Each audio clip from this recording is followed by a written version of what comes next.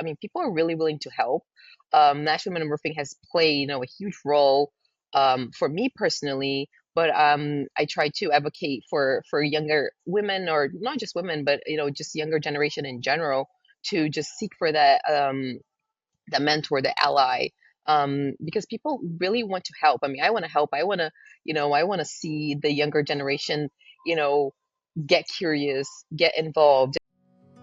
Welcome to People Make Roofing, a call to action led by Roofing Talent America and rooferscoffeeshop.com. We're tackling the industry's biggest challenges, from outdated misconceptions to the widening skills gap. Our mission? To show the next generation the true potential of roofing, including the diverse opportunities, endless growth possibilities, and a chance to make a lasting impact. Join us as we share unfiltered stories from the industry professionals across North America, inspiring and guiding the future of roofing. Hello guys, this is People Make Roofing. I am your host, Luke McCormack, CEO of Roofing Talent America.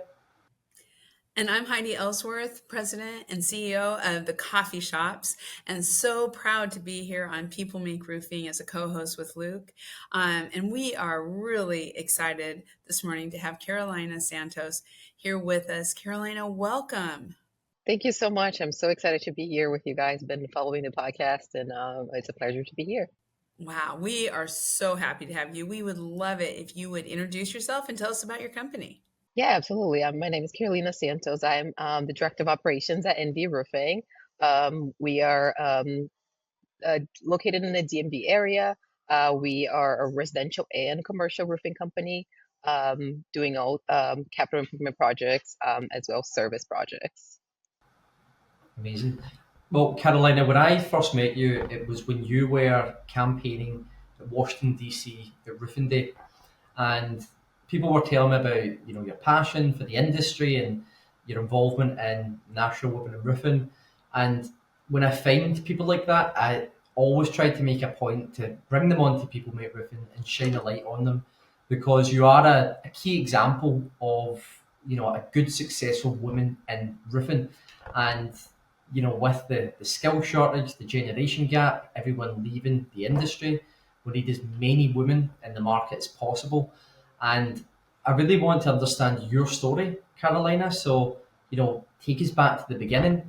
Did you leave school thinking you wanted to get into roofing? Did you fall into it? Did you follow your family? Just really keen to hear, that background story of how you got to where you are today. Yeah, definitely. I've yet to hear somebody that says, "Oh my gosh, one day I woke up and I wanted to be in roofing." So I'm looking forward to that person, but that's not me, definitely not me. It obviously started like somewhat unexpected. I actually majored in education, so I was a teacher for a little while. And that just wasn't for me. And I moved from Boston area to the DC metro area, and I was living with my dad at the time, and I just wanted a job where I could just be an adult and pay my own bills and not, kind of do that. I'm 20, 23, 24 years old at the time. And I just wanted to just do my own thing. And I applied for any jobs, you name it, like just entry level jobs anywhere, somewhere that was close to where I wanted to live at the time. And I applied at NV Roofing. And it's funny that the podcast's names is People Make Roofing, because it was really the people. When I had my first interview there, um just everybody that I met, and just that first day, it was just like, wow, this is like a place that I want to be. So I started as just in a support role, like a sales support type of role, just overseeing contracts, helping send the contracts to the residential clients at the time. And I was just really curious. I just asked a lot of questions. I was really intrigued by the industry and how things work, how one piece goes into the other. And I was just really curious. And with that curiosity, I just started learning more things and more things. And somewhat quickly, I would say, I start kind of climbing that career ladder. And today, I've been in the industry for about 7 years, but probably within 5 years, I was in a leadership role. Um, I remember when they invited me to sit at, at our executive leadership table, and I'm like, gosh, why do they want me here? That's just like, some of the people are twice as old as I am. They have twice as much as knowledge, just not roofing knowledge, but just business knowledge in general, right? I'm a few years after I graduated college. I don't have that much business experience. I've had obviously other jobs before this, but this was my first, real career job where I'm like really learning and being able to manage people and understand, what comes with that. Um, so that's kind of where I started, but I just fell in love with the work really.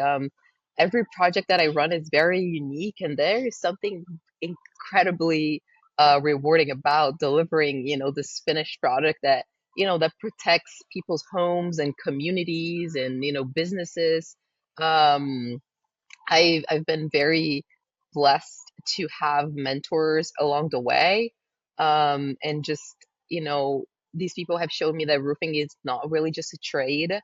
It's a career path. Is something that, you can grow, you can lead, and you can really make a difference. You know, I love what I love the fact that you were a teacher. So I don't know if you see this a lot, Carolina, but I do, that there are a lot of teachers who come into roofing. There's some sort of connection there that I've talked to a number of people and a lot of women who were teaching, and then they, either through family or like you, just looking for something different, kind of what worked. Um, what do you think?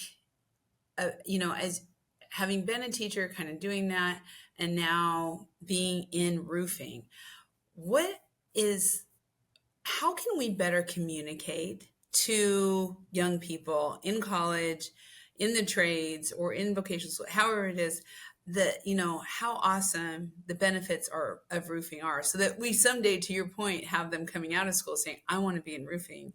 I'm not just like going, okay, I need a job. Where can I go? Yeah. I think my first advice is like, don't be afraid. Don't be afraid to start from anywhere.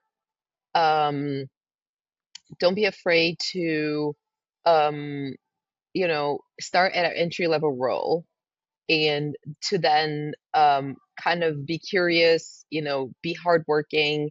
And you really, I mean, I am the prime example that you really can't grow from an entry level role to a leadership role if you're willing to learn, right? Um, Seek for mentors early. I think that's, if I could kind of look back, that's what one of the things that I would have done earlier on, right? I think it took me a few years to, to get look for people, look for help. I mean, people are really willing to help. National Women in Roofing has played, a huge role for me personally, but I try to advocate for younger women, or not just women, but just younger generation in general, to just seek for that mentor, the ally, because people really want to help. I mean, I want to help. I want to see the younger generation, you know, get curious, get involved. And I think I really see a really bright future in roofing. And there's a lot that, the younger generation can bring to the table, right? So there's a lot of technology. They are, they're pretty tech savvy nowadays. They do really like that aspect of it. And there is a lot of that in the roofing industry as well. So I mean, there's drones, there is no digital reporting, there's data, there is a little bit of everything that there is in even other industries. There's that in roofing too. So there's engineering part of roofing. There is accounting. There's sales. There's everything. So I think there is a huge misconception, and just and I guess it's really about the perception, right? And perception is reality. So um, with that, people don't really know that in the roofing industry there are these other opportunities. People just think of roofing as like really like the shingle and the sweat, right? Like working on roofs itself, the manual labor. But it's much more than that, right? So I think bringing awareness to the younger generation that there is much more than just, the physical labor aspect of it. Um, I think we'll see a huge growth when it comes to that. I mean, if you think of like, sustainability and, solar integration, green roofs, all of that. I mean, that those are things that comes with, with the younger generation. Those are things that they are just kind of in their world there. So I think you've got such a great grasp, Carolina, on the industry and the benefits of joining. And we, when we're selling the industry, and we place people who are teachers who have come into the industry and have stayed long term. And when I speak to young people about this sector, the first thing is always the people. People make roofing. Um, but I think that, like you said, there's such a massive opportunity for young people to come in. The industry is ripe for disruption. There's so much innovation. There's so much investment coming into the industry, and because we are short of staff, it means that the speed in which you can move up the career ladder is unreal. And looking at your background, Carolina, from starting as a sales assistant to within about 5 years getting to director of operations, that's pretty crazy. A lot of people that maybe just went to university, they would be 1 year into their first job, potentially as a sales assistant at that point, and within that timeline, you've got to a senior leadership position, director of operations for a major respected roofing company. And I just think that when I get into roofing and I've seen all these examples of people that have moved up the career ladder so quickly, and particularly women as well. So many women who have, risen to run roofing companies or be high up in associations or marketing, manufacturing firms. The pathways there are unreal, and like you said, that until that perception changes, people won't know. And that's why we're so grateful for you to be here, because we want to take your words, your example, and share it with teachers, parents, career guidelines counsellors, and really sort of giving them the real world examples of the people that make roofing. And I think that as an industry, National Women Roofing is the fastest growing association in the history of associations. Like, it shows you that the industry is open, the industry wants more women, they're all coming together, they're making an impact. And for someone who is a young woman considering this industry, what I would imagine that they would want is like a sponsor almost. And I remember when I started my business, I did a newspaper article and they asked the number one piece of advice you would give to a young person, and it was get a mentor. But for people out there that maybe don't have someone in their close circle, would you be willing to just sort of be there to mentor any sort of young woman in the industry and sort of put your name in the hat and allow us to market you to, maybe aspiring successful women in roofing, and we can sort of connect you with them? yeah, absolutely. I love that. And I think like National Women Roofing, like, obviously thanks to Heidi for starting this and to advocating for women in the industry. Um is just it's phenomenal. Like I get goosebumps, and I remember when I attended my first National Men Roofing, and I was one. So National Men Roofing has a program where every year they sponsor three to four women that have never attended to the International Roofing Expo, to the National Men Roofing Days. And I was, pleasure to be one of those award winners to participate in that. And Kyra, who actually has been here in this podcast before, she was the chair of the mentorship committee that we have within National Men Roofing.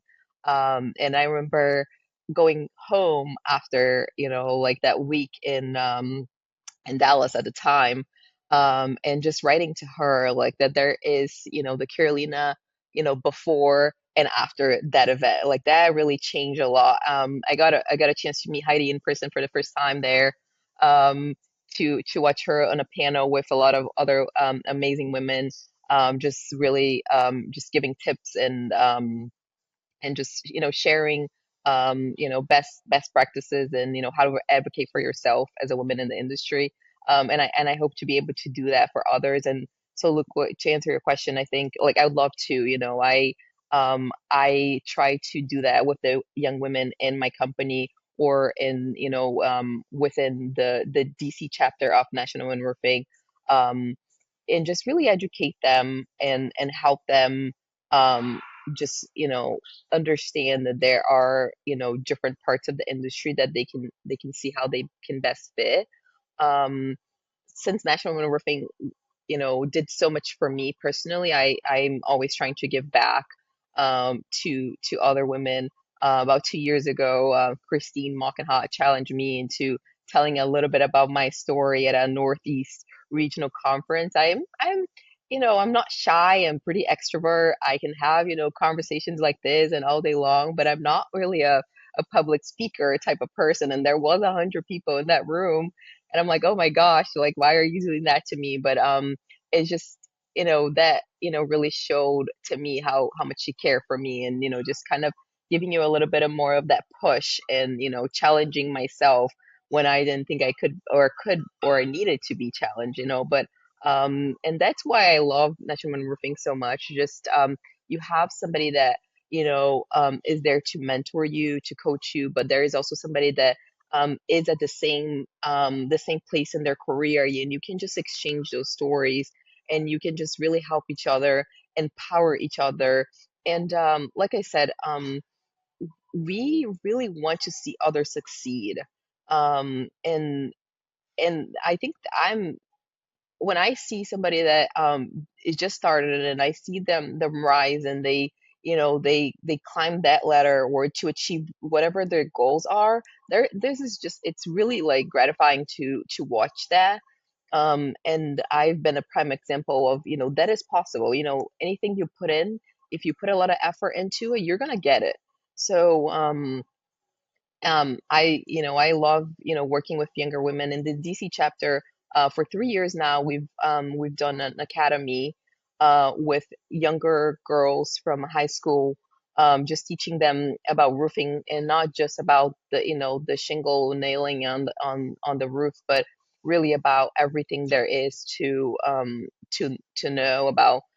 There's project management, there's operations, there's sales, there is the engineering, there is the marketing, there is the writing, there's so much in the industry. And it really starts from the younger generation, teaching them all of that, and then growing and shaping them into the future of our industry. I mean, there's a gap, right? I think there's, I don't know, 20 to 30% of, if you think of business owners and contractors, that they're boomers, right? So by 2029, which is not that far away, all those folks are going to be, in their 60s and 70s, and like, and then what, right? So there's a huge gap, and then we have to advocate for those kids, for that younger generation, to fill, to bridge that gap, to fill that gap. There is an in between. Yeah, and it's, I mean, I love Carolina, watching you over the last years, since Dallas, and just even before that, and how passionate you are about National Wing Roofing. We're going to be celebrating our 10 years this at the IRE in Las Vegas coming up. And I'm kind of like, I can't believe it's been 10 years ago when we started it and had this idea. But since then, I have seen so many, I mean, it's like women have always been a part of roofing, right? I mean, my mom and dad had a construction company, and my mom was involved, but it was always dad's company. But it was even mom was working the books and doing all those kind of things, and so that whole mentality has really changed. And I think, I know here at the coffee shops, we have a number of working moms who are able to work at home, work in roofing, and this industry is just open to that. It's open to family, to really that growth and everything that goes on. What do you see with, as you are recruiting for your company and you see the recruitment that goes on, how are you all recruiting and really getting in touch with, not like you said, not just women, although I'd love to hear that part of it, but also just that younger, that next generation. Sounds like you do stuff with the high schools, but what all do you do to help recruit and bring people into roofing? Yeah, so we try to advertise in local community colleges, as well, high school. Um, there is always that thing like, oh, I must go to college, I gotta get a 4-year degree. And that's not really true. I mean, if that's what you want, that's fine. But the opportunities in the trades, not just the roofing, but trades in general, are just as great as they are if you are going to be a lawyer or engineer or anything else. So we try to work with our local community colleges. I mean, there are folks in the construction management degree, right? That, it's obviously transferable skills into coming into project management within the roofing industry, working with the high schools. And I think, the NRCA is doing a great job, a much better job over, the last couple of years, also advertising and, advocating for the younger generation. Skills USA, I had the opportunity to attend to that. Heidi, you were there earlier this year. It was amazing to see, those kids working hard and just, working on their problem solving skills. And just, I think it's what when I interview or when I try to recruit, um the same way that women bring a different perspective into the industry, or men bring a different perspective, right? We see things different. The younger generation also brings a different perspective, right? So we have to keep in mind, be open mind to accepting that different perspective, and understanding that wow, this is a different way to look at this. And that's important too, as the years go by, technology improves. We got to keep up with it, and there's nobody better to keep up with it than the generation that's coming, that is really interested in that. So we try um, to do vendor fairs in high schools, and partner with local community colleges, um, to attract that younger generation into the industry. And that's what we try to do. I have um, younger people. We do interns as well, during the summer, for them to be able to experience it in a little bit of a marketing role, a sales role, an operations role, and understand the ins and outs of our company and our industry. That's so cool. That's so cool. Wow. But you're certainly doing a lot to get back to the industry, Carolina, and you've obviously given a lot to the industry to rise as quick as you have in the short time that you've been in it. Um, I'm keen. What does the future hold for you? What's the future for your involvement within the industry? What's your aspirations for your career, and where do you see the next few years taking you?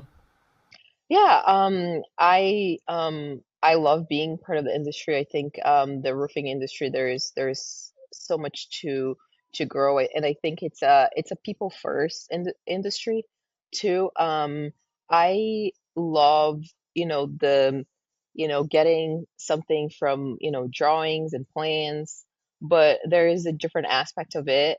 There is the coaching and the leading people, and just in connecting those two together, the project part, but also the people part. I want to continue to give back, to lead, people, not just within my organization, but in the industry overall, right? So through National Women Roofing, we're able to do that, to continue to provide education and mentorship to, not just young women, just for anybody that needs that, and that wants that. Um, and I just want to continue to play those roles, from both sides, to continue to lead and to grow, better and bigger things for our industry, but to continue to put those pieces together and provide that safe space, to my homeowners, to my community owners, and business owners as well. You know, I one of the things I love what I'm hearing you talking about, and both, where you've been, where you're going, all of that. But it all comes back to culture. It all comes back to the culture of your company, how you provide, you and your leadership team create this space where everyone is accepted, where you're looking, it doesn't matter who you are, come and join the roofing industry. How important is it, I mean, for us as an industry, and to really continue to drive that culture piece of inclusivity, diversity, really helping young people know that this is a safe place, because construction, 20, 30 years ago, so there was some harassment that would go on the roof or different things. And today I'm sure it's everywhere a little bit, but today it's just not that way. I mean, you just don't hear that anymore. And so talk to the importance of culture, because I think there's parents out there, Carolina, who are like, my kids are going to go into roofing. And I want them to hear about that these roofing companies, yours in particular, but I hear it all the time, are focused on the culture and the safety aspects of really being a part of the roofing industry.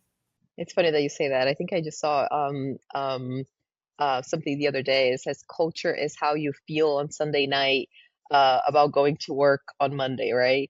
And I think companies are really focused into, when you're at home on Sunday night, I'm like, oh gosh, I gotta do this tomorrow. That's not a good thing. But my company, and many other companies, competitors and companies throughout the whole country have been really doing a better job. It's just because the future of roofing is really sustainable. It's digital and it is diverse. There is space for everybody. I like to think that roofing has been around forever, but the opportunities that are in front of us are brand new, right? And so really take that for young people. I feel like roofing is one of the few industries that you can really build a career and a legacy at the same time. And Heidi, I think you've done that for yourself, better than anybody that I could think. You really roofing just gives that opportunity. And so for parents thinking about, oh my gosh, can or should my kid go into roofing? Absolutely, yes. I mean, the opportunities are just endless. Then, if you think about, I'm not very much of a numbers person, but what's the return that a 4-year degree or a 6-year degree is gonna give it to you versus, if you go into a trade school, your opportunities are just the same, but your investment is much lower.